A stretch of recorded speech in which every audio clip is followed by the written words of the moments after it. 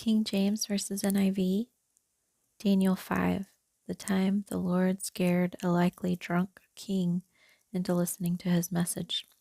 So King Nebuchadnezzar's son, King Belshazzar, is throwing a banquet. They've had a lot of wine.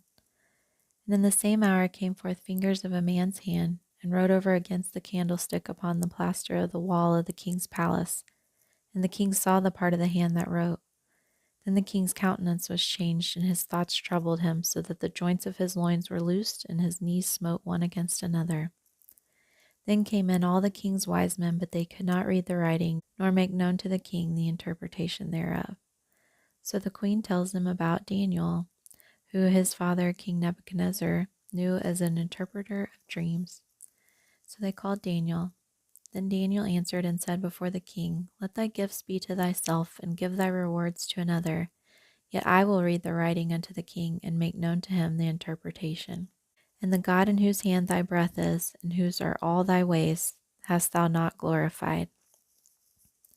Then was the part of the hand sent from him, and this writing was written. And this is the writing that was written, Mene, Mene, Tekel, Upharsin. This is the interpretation of the thing. Mene, God hath numbered thy kingdom, and finished it. Tekel, thou art weighed in the balances, and art found wanting. Perez, thy kingdom is divided and given to the Medes and Persians. NIV. Suddenly the fingers of a human hand appeared and wrote on the plaster of the wall near the lampstand in the royal palace. The king watched the hand as it wrote. His face turned pale, and he was so frightened that his knees knocked together and his legs gave way. Then all the king's wise men came in, but they could not read the writing or tell the king what it meant. So King Belshazzar became even more terrified, and his face grew more pale. His nobles were baffled.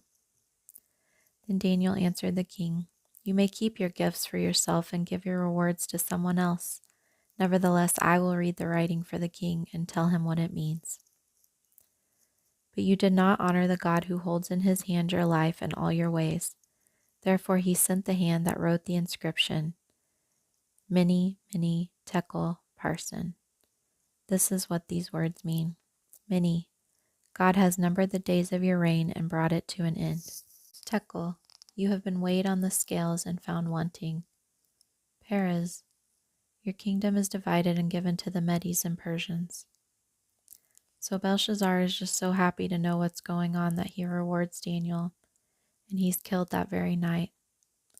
When God wants you to hear a message, he'll do anything to get your attention.